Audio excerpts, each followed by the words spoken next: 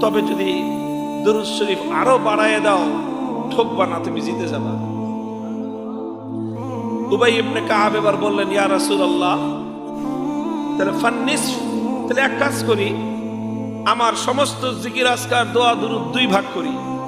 অর্ধেক সময় খালি আপনার উপর দুরূদ পড়ব, আর বাকি অর্ধেক সময় বাকি সব আল্লাহর জিকির, তসবিহ, তাহমিদ, দোয়া, যা কিছু চাওয়ার সব অর্ধেক, আর বাকি অর্ধেক শুধু আপনার উপর দুরূদ।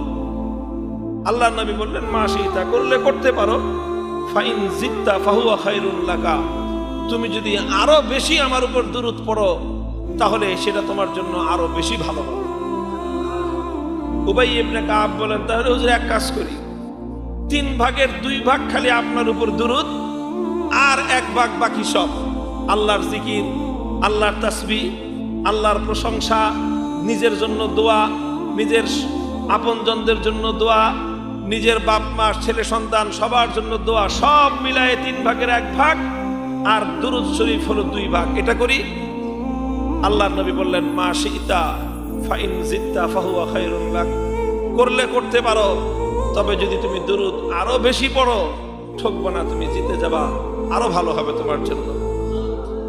এবার উবাই ইবনে কাব বললেন, তো আজআলু লাকা সালাতি কুল্লাহা, তো হুজুর তাহলে এক কাজ করি, তাহলে আমি আর কিছুই করব না, সারাদিন আমার যা বলার, যা জিকির করার, যা ওজিফা আদায় করার, দোয়া যতটুকু করার, সম্পূর্ণ সময় শুধু আমি আপনার উপর দুরূদ পড়ি। এটা করি। আল্লাহ রাসূল সাল্লাল্লাহু আলাইহি ওয়াসাল্লাম বলেন, ইজাই ইয়াকফি হাম্মাকা ওয়া ইয়াগফিরু লাকা যামবাকা। উবাই ইবনে কাব, তুমি যদি এভাবে পূর্ণ সময় শুধুমাত্র আমি আল্লাহর হাবিব সাল্লাল্লাহু আলাইহি ওয়াসাল্লামের উপর দুরূদ পাঠ করতে থাকো, তাহলে এই দুরূদের বরকতে আল্লাহ পাক রব্বুল আলামিন তোমাকে 2টি নিয়ামত দান করবেন। 1 নম্বর নিয়ামত হলো ইয়াকফি হাম্মাকা, তোমার ইহ জগতের যত পেরেশানি আছে, সমস্ত পেরেশানির জন্য আমার উপর দুরূদ পাঠ করা তোমার পেরেশানি থেকে মুক্তির কারণ হয়ে যাবে। ওয়া ইয়াগফিরু লাকা যামবাকা, আর তোমার পরকালীন জিন্দেগীর জন্য যত গুনাহ খাতা তুমি করেছো, আল্লাহ পাক রব্বুল আলামিন দুরূদের বরকতে, আমার উপর দুরূদ শরীফ পাঠ করার বরকতে আল্লাহ পাক রব্বুল আলামিন তোমার সমস্ত জিন্দেগীর গুনাহ খাতাগুলি মাফ করে দিবেন।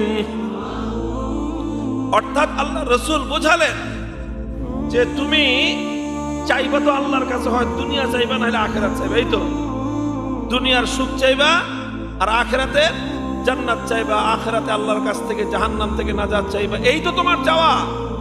আর দুনিয়ার পেরেশানি থেকে মুক্তি চাইবা, দুনিয়ার অভাব অনটন থেকে মুক্তি চাইবা, দুনিয়ার রোগ শোক ইত্যাদি থেকে মুক্তি চাইবা।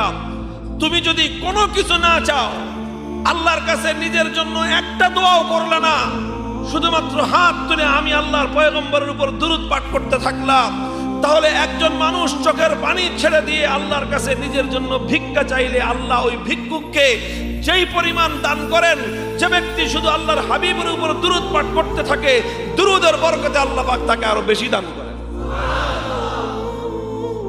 মুহতারাম হাজিরিন, এই হাদিস এটা প্রমাণ করে যে আল্লাহর রাসূল সাল্লাল্লাহু আলাইহি ওয়াসাল্লামের উপর দুরূদ পাঠ করা, আল্লাহর নবীর জন্য আবেগ প্রকাশ করা, আল্লাহর নবীর জন্য নিজের হৃদয়ের মধ্যে প্রেম, ইশক, মহব্বত এবং ভালোবাসা লালন করা, এটা এমন এক দৌলত, এটা এমন এক সম্পদ, এই সম্পদ যে ব্যক্তি অর্জন করতে পারে, দুনিয়া এবং আখিরাতের সব সমস্যার জন্য তার এই এক সম্পদই সমাধানের জন্য যথেষ্ট ইনশাআল্লাহ।